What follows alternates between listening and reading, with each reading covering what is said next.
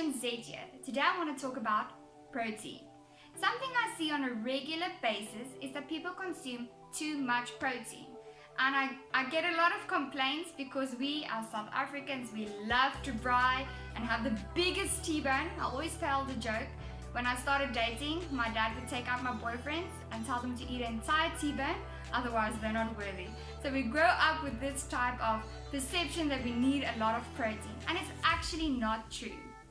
Your body has muscles and requires protein to serve those muscles and also to have a good immunity.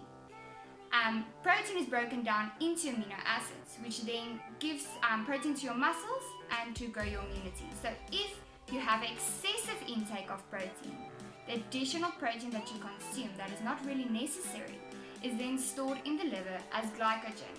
Eventually it's then released as glucose. We call this gluconeogenesis.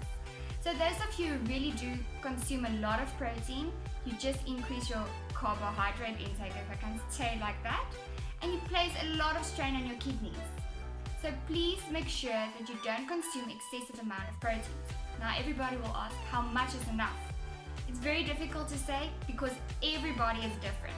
What I do in my practice, I do a proper assessment to see how much muscle you have, and based on that, I determine the amount of protein.